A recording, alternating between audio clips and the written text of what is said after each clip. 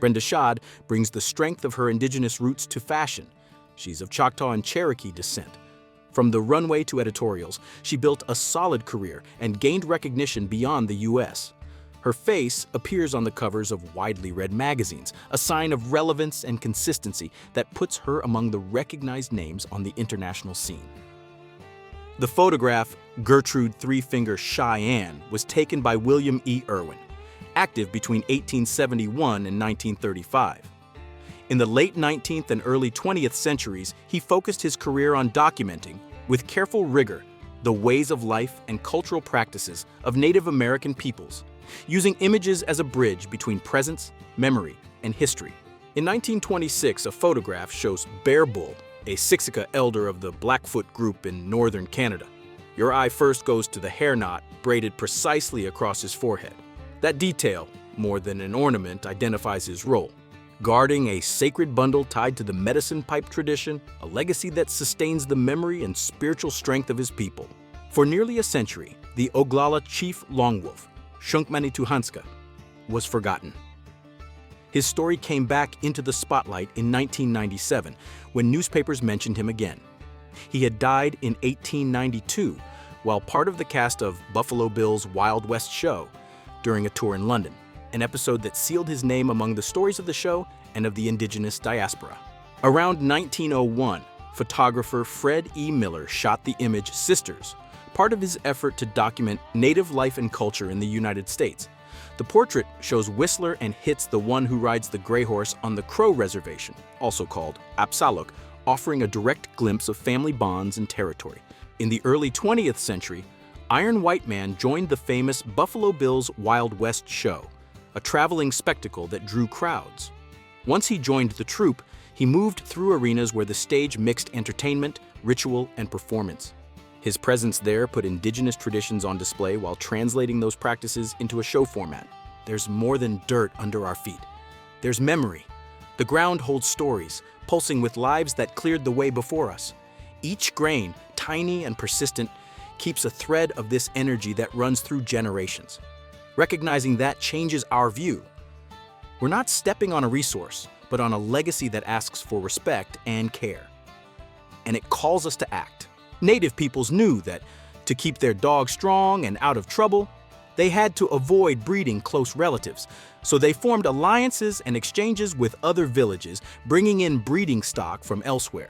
The result was a wide variety of animals, something often recorded in accounts and images preserved in history. The practice sustained tougher lineages. Right after arriving at Fort Keogh in eastern Montana, the photographer Huffman captured one of his first works, Sioux Urchins, Boy and Girl. Taken in 1880, the photo is a studio portrait of two Sioux children, probably siblings, and with simplicity, shows an encounter between cultures at the start of his path, marking the beginning of his documentary eye. In 1953, at the height of her fame, Marilyn Monroe passed through Vancouver and had a meeting that crossed the boundaries of the screen and tradition. A conversation with Chief Joe Matthias of the Capilano Band. The record of that day, simple and straightforward, brought the star and the indigenous leadership closer, marking a gesture of respect that echoes as a bridge between worlds and memories. In the 1880s, Spotted Tail, or Sinkte Gleska, led the Brule Lakota with a steady voice and a watchful eye. Amid negotiations, conflicts, and imposed changes, he sought to protect people, land, and memory. His leadership, recognized by his own people and noted by authorities, shaped decisions that defined a decisive chapter for the indigenous peoples of the Americas. In 1901, a photograph taken at the Fort Hall Reservation in Pocatello, Idaho, captures a northern Shoshone family. More than a portrait, it's an encounter with people who lived in that community. Their expressions and posture tell of life on that land, revealing ties, presences, and stories that cross time. Facing the camera, they leave clues about everyday life.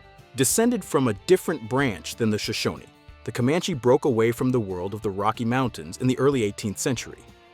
They moved toward the open plains and, by mastering routes, horses, and alliances, settled in Texas. In this new landscape, they built prestige and became a reference among the peoples of the region. Every image holds its own story. Looking at this one, we see a woman from the Northern Cheyenne tribe photographed in the late 1920s or later. There, Standing, she holds her cane firmly and wears a well-crafted scarf. Her gaze, calm and deep, calls up memories of campfires that marked journeys throughout her life. Around 1900, a camera captured the portrait of an Oglala woman.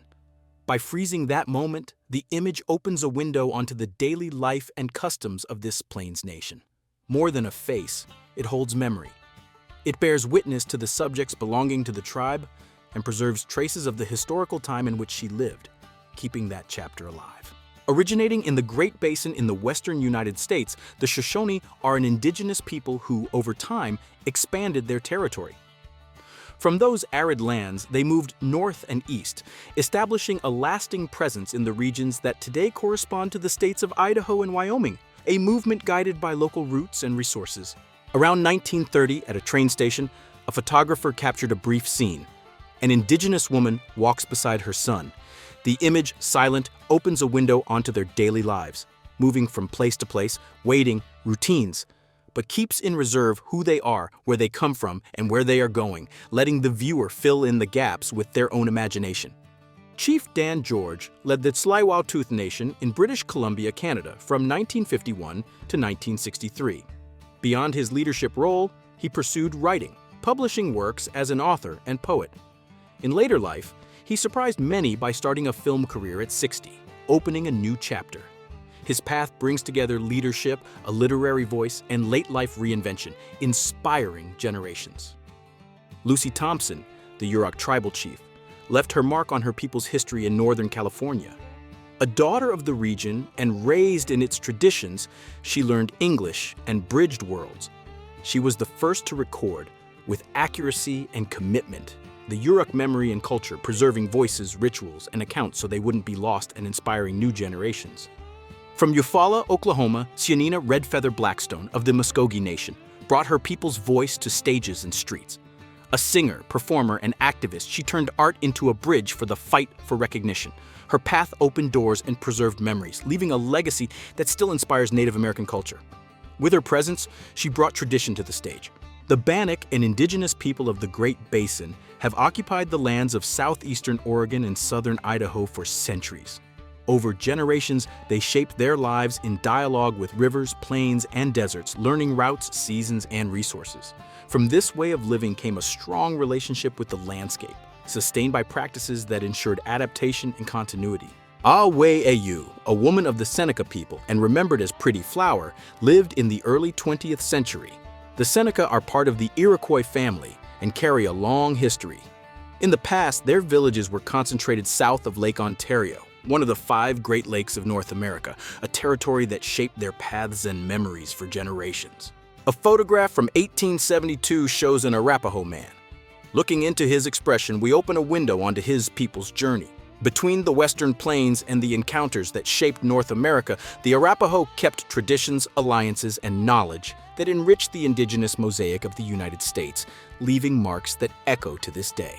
In 1908, Roland Reed captured the Moose Call. On a quiet lake, an Ojibwe man stays in his canoe, alert to the water and his surroundings. He blows into a hide or bark, an instrument that makes a specific call able to attract the moose. The sound echoes between the shores. The scene brings together technique, culture, and landscape, capturing a moment of ancestral practice. A 1906 record reveals the Caddo Nation. The Caddo people lived across Oklahoma, Arkansas, Louisiana, and Texas, where the land supported fields and harvest rhythms. Farming predominated, the basis of community life. Faced with outsiders, they kept a low profile, preserving customs and ties that shaped their presence in the southern United States. In 1870, a Shoshone village in what is now Wyoming was organized around the war chief's tent. There, home and command overlap. Decisions, gatherings, and rights are born under the same roof. The scene shows in a single frame how leadership and everyday life intertwine in the Shoshone way of life. It's a portrait that invites us to observe the relationships that sustain the community. Recorded in 1898, this photograph presents Hakasnaka, the little chief of the Arapaho Nation. The framing holds your gaze and invites you to notice features, ornaments, and posture, signs of a collective history. Between light and shadow, the image keeps a fragment of this people's life at the turn of the century, reminding us that every face is also memory, In the 17th century, Spanish explorers started calling them Pima, but they know themselves as Akimel o Odom, the river people. They live in the Sonoran Desert and maintain ties with the ancient Hohokam culture. The image, made by Carlo Gentile in 1870, shows members of this community and indicates the continuity of their presence in the region.